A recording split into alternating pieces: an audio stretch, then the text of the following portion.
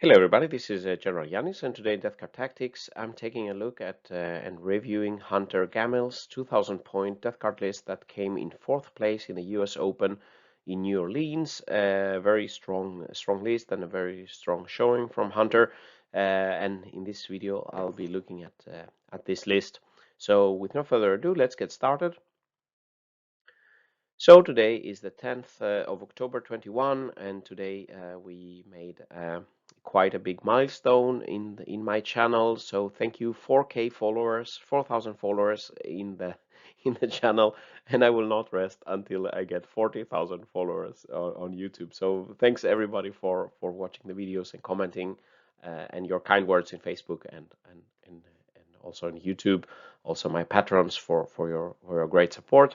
4,000, yeah, so 4K followers to the channel. A good day.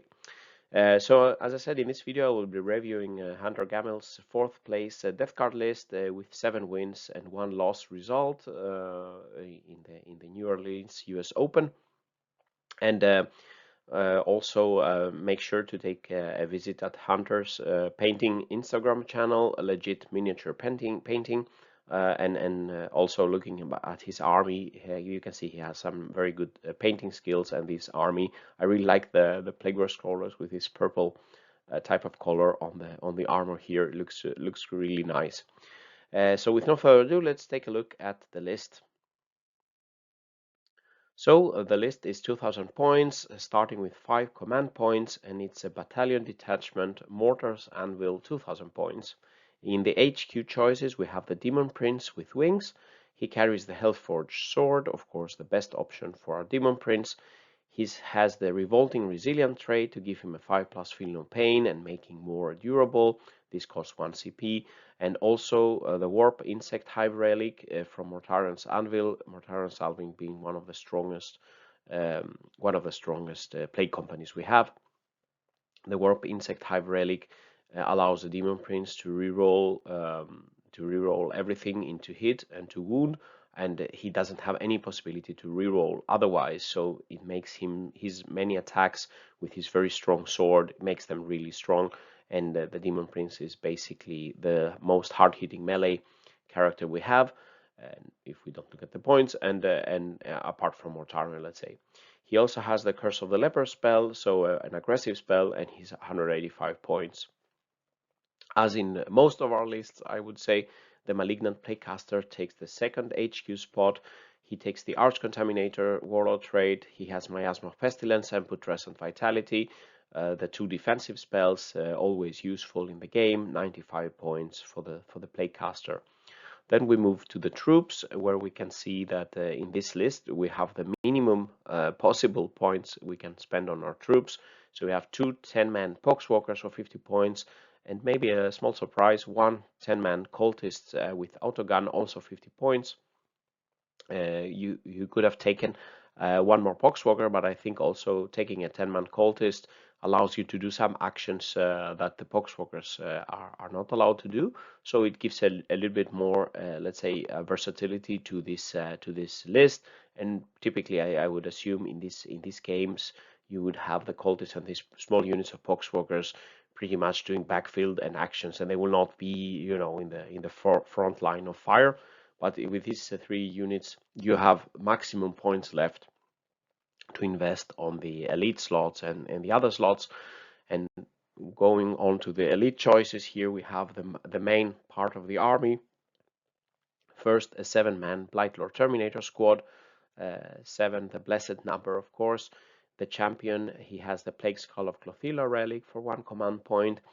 The squad has 1 flail and 1 blight launcher, two the probably the best weapons for the Blightlord Terminators. Also possible to Blight Launcher and Reaper Autocannon are quite similar in damage output. The Blight Launcher, of course, being a plague weapon and can be used as such. And all of them have axes, so it's a strong squad of Terminators with 290 points. Then 2 units of 3 Death Shroud. Death Shroud being very strong, especially in melee. The Blightlord Terminators, they can do more shooting than the Death Shroud. They are more durable per points, as they have the same baseline stats as the Death Shroud, but they are costing less. Then we have two Contemptor Dreadnoughts with two twin Volkites. Each one costs 1 command point to bring, and they are 150 points each. The Contemptor Dreadnoughts, basically the best shooty option we have at Death Guard and many of the other armies that can take a Contemptor Dreadnought. And we have the Foul Blightspawn, one of our best Virion characters. He's the Warlord here. He has the Gloaming Bloat trait from the Mortarion Anvil, giving him the aura, also the contagion range to deny opponents rerolls and overshoots. He has the Revolting Stenchvat's Relic, giving the aura to take away the fight first from the opponent. Very strong, paired with Terminators, Death Shroud, Blight Lords. If we can get our Terminators to strike first, even if charged, the opponent will suffer quite heavy losses before they can do some damage to our unit. The Viscous Death Pathogen, plus 10 points, so bringing up the Foul Blightspawn to 85 points. Re-rolling the Foul Blightspawn's weapon, always a good choice, always a strong choice here. And then we have Mr. Tallyman, one of my personal favorite units with the Tollkeeper Relic. Tollkeeper Relic is this combo of the Tallyman with the Tollkeeper together with Contemptors, giving you can select one Contemptor to get +1 to hit, and then everything within 6 inches that is a core gets exploding 6s. So the Volkites exploding 6s, Blight Lords if they're in range exploding 6s for 70 points, and 1 command point is really a strong choice for this list. And then in the heavy support slot, the best tank in the game, 3 Plagueburst Crawlers with Entropy Cannons and Slugger, 175 points each. This completes the list. So very strong fire base here with the Plagueburst Crawlers, the Contemptors, a lot of Terminators, very little troops, and 2 strong characters. So all in all, a list full of Death Guard goodness, one of the strongest plague companies we can use, minimum amount of points spent on troops, and as I said, a high focus on the range damage with Plagueburst Crawlers and Contemptors. And this is nicely complemented. We are not like a glass cannon as an army, as we have a strong melee Terminators and characters that can take out threats to our shooting options. The Daemon Prince with the Warp Insect Hive, as I said, Death Shroud, and the Foul Blightspawn as a key to make Death Guard fight first aura. So a bit further thoughts on the unit selections and ideas. As I said, Daemon Prince with the Warp Insect Hive Relic, the most hard-hitting melee character, and giving the Revolting Resilience for even more durability. The Plaguecaster has the defensive spells, the 3 small troops to hold the backfield objectives and do actions. The Cult is, as I said, an interesting, more versatile choice to be able to make actions that Poxwalkers cannot do. They could do the Raise the Banner, for example. The Cultists are not as durable as Poxwalkers. They cannot be turned back, but they have the advantage of making some actions that the Poxwalkers cannot do. Our 2 best Virion, as I said, on the game, Tallyman and Foul Blightspawn with their Tollkeeper Relic and the Revolting Stenchvat's Relic. Really strong combo. 7-man Blight Lords, probably moving upfield and baiting the opponent, taking the midfield with durability, probably escorted by the Foul Blightspawn. Maybe the Daemon Prince accompanies them.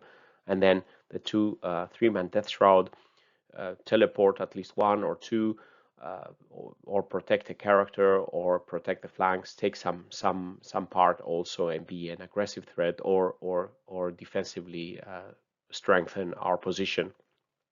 A big fire base, 2 Contemptors, 3 Plagueburst Crawlers. It's very strong shooting from this list.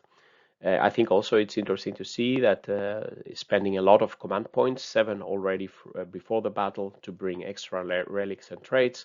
I think this is a strong way to go for tournaments. The Tallyman can help bring the command points back, so you have something to fuel your army during the game. And I think it's good. It's good use of command points.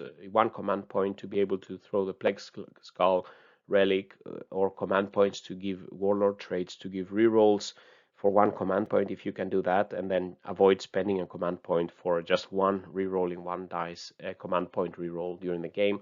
I think it's a good idea, especially as we have a Tallyman to be able to bring us more command points as we play.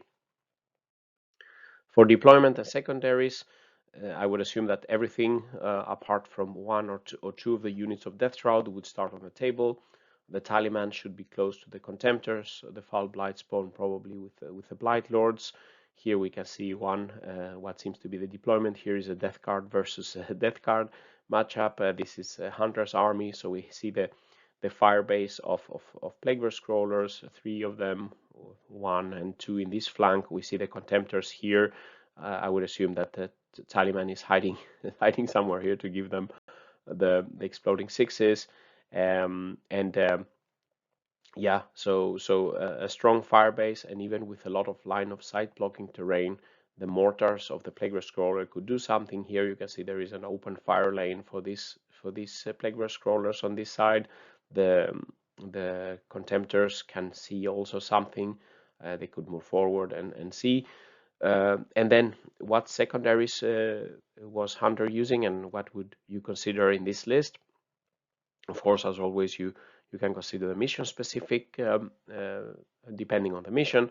Of the generic ones, Stranglehold is interesting. If you meet cagey opponents who try to play defensively, then you can put them under pressure to score additional victory points if you control 3 and more than the opponent victory points. To the Last and Grind Them Down are in the same category. To the Last, for this list, it would be the Blight Lords, the Daemon Prince, and one of the Plagueverse Scrollers. And due to line of sight in these typical terrains here, typically the Blight Lords and the Daemon Prince would survive the battle. Even if you would lose 10 points would still be okay. It would take quite a lot for the opponent to bring back down your Plagueverse Scrollers in this list. Grind Them Down, also interesting. The fire base, I think, can take out a lot of enemies, and you can hide the 3 small units that are a liability for Grind Them Down. They could be a bit hidden and stay in the backfield, and everything else is quite durable in this list. The Terminators take a lot to take out. The Plagueverse Scrollers, one of the most durable units. The Contemptors are also durable, and the Daemon Prince with Revolting Resilience is also durable, so that's probably a good choice. And then some action-related secondaries considered. Raise the banners. There's quite a lot of infantry to raise some banners, depending on the map, how you start, etc. The cultists can help raising the banners. Spread the sickness. I like that quite a lot because I typically play with small units of poxwalkers. They have something to do contaminating the objective. So this is basically the mission secondaries mostly chosen here, and depending on the matchup, the terrain, and the opponent, selecting the appropriate ones from these selections here. The game results. So this were the 8 matchups. Victories against Knights and White Scars and Orcs and Space Wolves. The Death Guard also, Sisters and Custodes. And the Blood Angels was the only loss. Typically, when I play games, I'm not really afraid with the Death Guard. If I have the Foul Blight spawn, I'm not typically so worried against melee strong armies like the Orcs. But it seems here that the Blood Angels somehow got the upper hand and stormed the Death Guard here.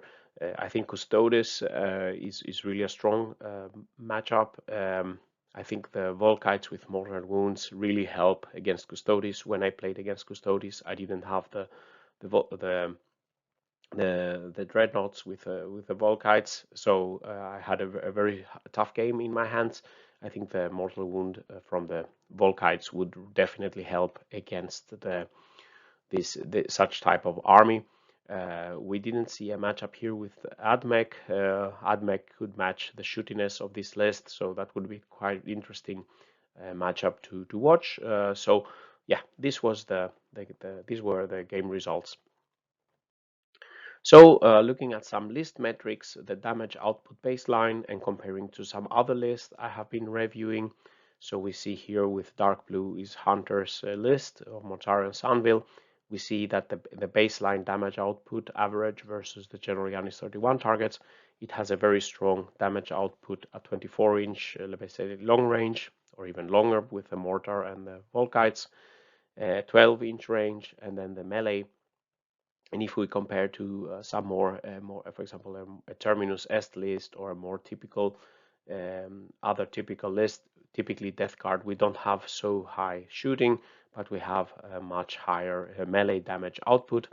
One list I theory crafted when I started was the mad shooting inexorable list, I called it then. And there I just had 3 Plague Scrollers and 3 Volkites, so with spamming those units. That's really a strong shooting as well, but sacrificing a bit the melee. Here we see another list quite similar on the damage, on the shooting damage output. The Don's Demon Engine. Here we have also good shooting with Flavor Scrollers and Mephitic Blightholders, but this list is not a bit lower in melee compared to some of the other lists. So all in all, a strong focus on the range damage output, with naturally Death Guard having a natural strength in Death Guard in melee.